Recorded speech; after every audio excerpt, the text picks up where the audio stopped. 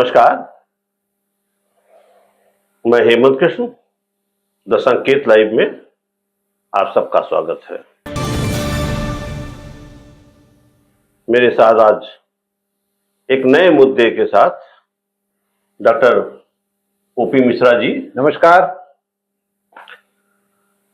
और जो पहला संकेत है कि देश के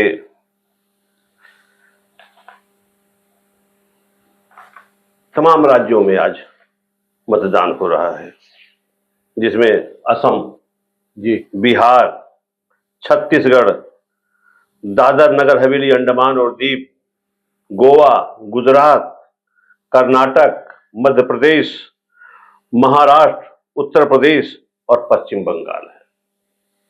डॉक्टर साहब, एक बड़ी बात बताऊं जी कि जो 3 बजे तक इन राज्यों में वोटिंग का परसेंटेज आया जी, सबसे गड़बड़ परसेंटेज महाराष्ट्र का है और सबसे ज्यादा वोटिंग असम और पश्चिम बंगाल में जी हुआ है। असम और पश्चिम बंगाल में 63% तक हो गया है। हाँ, और महाराष्ट्र में केवल 42%, यानी 21% वोटिंग कम है। बहुत कम। हाँ, यहीं पर तोड़फोड़ करके सरकार बन गई थी बीजेपी। बिल्कुल बिल्कुल, उसका असर दिख रहा है इसमें। उसका असर दिख रहा है। तो इस पर आप क्या कहना चाहते हैं कि जैसे, और आप देख लीजिए, जैसे उत्तर प्रदेश में भी 46% है, यहां भी वोटिंग कम है जी। 62-59 तक पहुंचती थी वोटिंग। हाँ, तो असम में और पश्चिम बंगाल में 63% है जी, उत्तर प्रदेश में भी कम है। कम है। तो ये लोगों के अंदर, मतदाताओं के अंदर उत्साह का अभाव है। और या तो इसको दूसरे शब्दों में अगर कहें तो सत्तारूढ़ दल के खिलाफ आक्रोश है। लेकिन अगर आप ये कहते हैं कि कम वोटिंग यहाँ पे सत्ता दल के लिए है, तो आप बंगाल में क्या कहना चाहते हैं? वहां तो 63%। ऊंट किस करवट बैठेगा ये अभी नहीं कहा जा सकता है। किसका फायदा हो रहा, किसका नुकसान हो रहा, इसके बारे में तो अभी कुछ कहा नहीं जा सकता। हम तो ये कह सकते हैं जी कि जो बीजेपी गठबंधन है जिनके साथ, जी, वहां तो कम हो रहा। बंगाल एनडीए, में तो एनडीए, हाँ, हम एनडीए के साथ जी। लेकिन जो बंगाल का मसला है, वहां हमने तक दीदी को कमजोर कर पाए हो, और दीदी के समर्थन में वोट हमेशा बढ़ता है। पश्चिम बंगाल में तो ये माना जा सकता है कि टीएमसी के पक्ष में वोट पड़ रहा है, क्योंकि वहां विपक्षी भले वो इंडिया गठबंधन में नहीं है जी, लेकिन यह है कि जब सरकार बनेगी तो वो उधर ही होंगी, इंडिया में ही होंगी। बिल्कुल। क्या मजबूरी थी, क्यों, ये हम नहीं कह सकते जी, लेकिन हमें लग रहा है कि जहां जहां कुछ मजबूरन, कुछ मसलातन, हाँ, हम कातिल को मसीहा कहते हैं, कातिल को मसीहा कहते हैं, ये वही था। अब उत्तर प्रदेश में देखिए, जहां योगी सबसे बड़े स्टार प्रचारक हैं, उस प्रदेश में 3 बजे तक 46% मतदान होना, क्या मतदाता निकल ही नहीं रहा ना,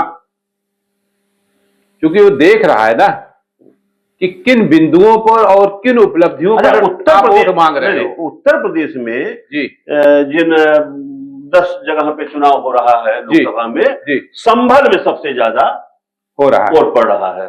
देखिए, है क्या कि जो मुस्लिम डोमिनेटेड जी जगहें हैं, यानी कि क्षेत्र हैं, हाँ, वो एकमुश्त वोट कर रहा है सरकार के खिलाफ, और पूरी जगह कर रहा है। संभल में करीब 5.5 लाख मुस्लिम मतदाता है जी, और वो एकमुश्त सारा काम धाम रोक कर वोट कर रहा है। डॉक्टर, जो क्योंकि उसके अस्तित्व का सवाल है।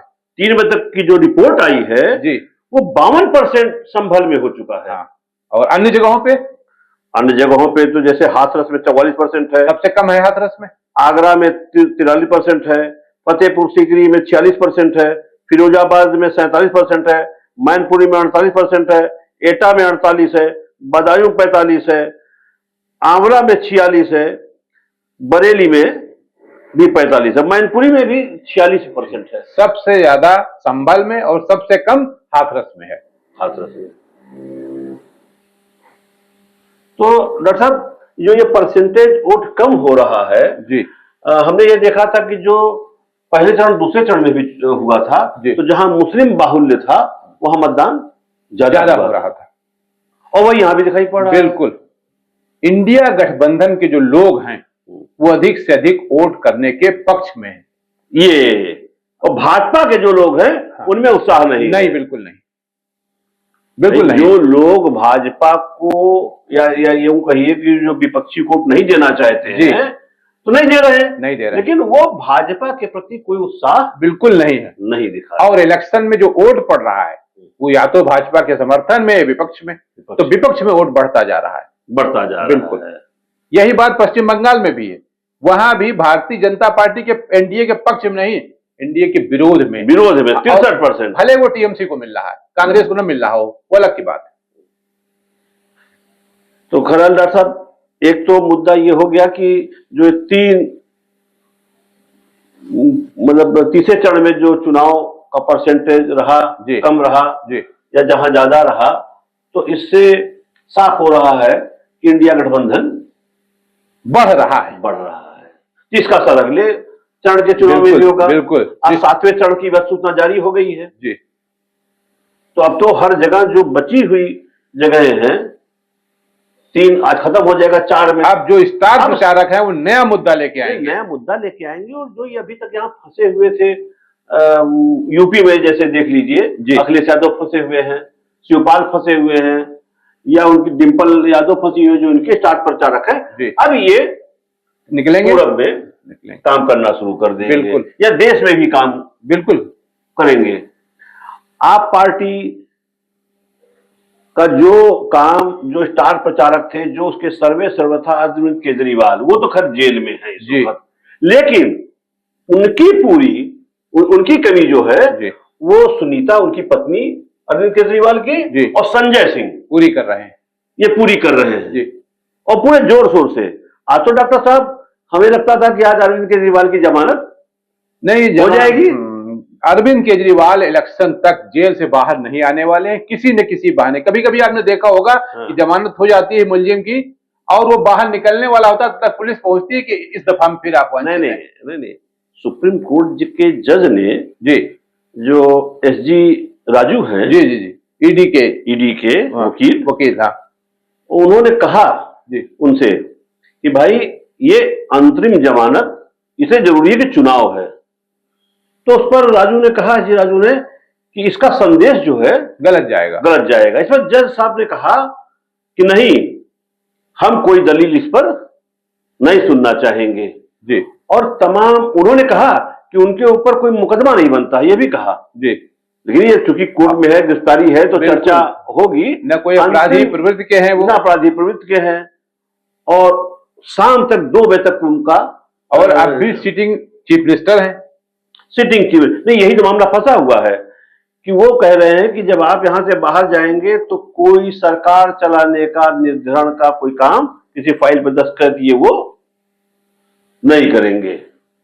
तो इस पर हमको लगता है कि बहस जो है जो 2 बजे तक सुरक्षित कर लिया गया था, जैसे 2 बजे सुप्रीम कोर्ट फिर शुरू होगी जी, तो उनको आज ही जमानत दे दिया जाएगा। इसका विरोध विपक्षी वकील ने किया, लेकिन उनका कि चूंकि चुनाव का मामला है, जरूरत है, अंतिम जमानत को चुनाव के लिए दे रहे हैं। लेकिन उधर से भी ये बात आ गई कि नहीं भाई, हम सरकार का काम न करें, उसको शर्तों के साथ जमानत चाहते थे जी, उस पर सिंध भी तैयार नहीं हुए। क्या हुआ, केजरीवाल के वकील, तो जो फैसला लग रहा था कि 2 बजे तक सुना दिया जाएगा और उनके पक्ष में सुनाया जाएगा जी, अब इस पर जो अगली डेट है वो 9 मई की हो गई है। या तो 9 मई को सुना जाएगा, और अगर 9 मई को नहीं सुना जाएगा तो फिर ये सुनवाई अगले हफ्ते के लिए टाल दी जाएगी। इसका मतलब है कि जो अभी तक सुप्रीम कोर्ट ये कह रहा था कि चुनाव की वजह से अंतरिम जमानत दे दी जाएगी, तो दिल्ली के चुनाव में कई दिन बचता है भाई। हाँ बिल्कुल, गुजरात का हो ही चुका, पंजाब में कितना बचता है। और नई बात तो एक ये आपको बताएं कि जो निकल के आई है जी, कि आज जब जमानत ये लग रहा था कि हो जाएगा जी, कल ही दिल्ली के एलजी ने केजरीवाल के खिलाफ एनआईए जांच की सिफारिश कर दी है। यानी आतंकवादी संगठन हाँ, इनको आतंकवादी बता रहे हैं। और कहा है उन्होंने जी कि दिल्ली के सीएम पर सिख फॉर जस्टिस समेत खालिस्तानी संगठनों ने 133 करोड़ रुपए दिए हैं। यानी इन पर 133 करोड़ रुपए आतंकी संगठनों से लिया गया है। तो क्या केजरीवाल आतंकवादी भी है? अब आरोप लगाने में कोई रोक टोक नहीं है। किसी के ऊपर आप कोई आरोप लगा सकते हैं, आरोप प्रूफ होगा नहीं प्रूफ होगा वो अलग की बात है। आरोप तो लगा ही सकते हैं, लगा दिया उन्होंने आरोप, मतलब जेल से निकलने नहीं देना। तैयारी थी कि इधर इनकी जमानत हो, ये निकले और एक नया चार्ज फ्रेम कर दिया जाए। बिल्कुल बिल्कुल, और फिर जेल में बैठाया जाए। बिल्कुल वही है। एनआईए को देना अब आतंकवादी गतिविधियों में शामिल होना बहुत बड़ी बात है, पूरी जिंदगी जमानत नहीं हो सकती। ये खलबलाहट सरकार में क्यों है केजरीवाल को लेकर के? क्या चाहते हैं केजरीवाल से? अगर केजरीवाल नहीं तो उनकी पत्नी, वो कमोबेश हम 100% देकर लेकर मैनेज कर रही है, तक मैनेज कर रही है और ठीक बोल रही हैं। हमें तो ये लगता है कि केजरीवाल की पत्नी निकल चुकी है, वो बाहर से प्रचार कर रही है और केजरीवाल का अंदर रहना भी भावनात्मक समर्थन मिल रहा है। बिल्कुल मिल वोटर्स का, बिल्कुल मिल हमें तो इसका लगता है फायदा मिल रहा है। केजरीवाल की छवि इन जनरल भ्रष्ट नहीं है, ना आतंकवाद वाली उनकी छवि, नहीं आतंकवादी वाली तो एकदम से नहीं है। उनकी इस टाइप की कोई छवि अभी आम आदमी इस बात को स्वीकार करने को तैयार नहीं, बना नहीं पा रहे हैं। अरविंद केजरीवाल करप्ट है, इस बात को आम आदमी नहीं स्वीकार कर रहा। वीके सक्सेना जो दिल्ली के उप राज्यपाल हैं जी, वो तो सीधे सीधे बीजेपी के प्रवक्ता, बीजेपी अब नौकरी उनकी है। हाँ, नौकरी उनकी है जी, लेकिन साहब जनता में भी तो आपकी क्या छवि जा रही है ये भी तो सोचना चाहिए ना। हमेशा तो एलजी रहेंगे नहीं, कभी तो बाहर होंगे। मुंशी प्रेमचंद ने अपने एक उपन्यास में लिखा है, कृतज्ञता हमसे वो सब कुछ करा लेती है जो नियम की दृष्टि से गलत है। यह है तो एलजी ने जो किया वो यही है, कृतज्ञ हैं वो आपके। तो अभी एक ये जो उन्होंने सिफारिश एनआईए की जांच कर दी है तो केंद्र सरकार उसको करा ही लेगी, बिल्कुल करा देगी, क्योंकि वो तो एक रास्ता है कि भाई आप लिख के भेजिए, हम पास कर देते हैं। बिल्कुल, तो चुनाव तक तो इन्हें बाहर नहीं निकलने, नहीं बिल्कुल नहीं। और अगर निकलने को रास्ता बचता है तो अब कितना दिन बचा? 7वें चरण का भी अधिसूचना जारी हो गई है, बस 4 चरण का बाकी है, तो बहुत मौका नहीं है। नहीं तो डॉक्टर साहब आज चर्चा यही खत्म करते हैं। नमस्कार।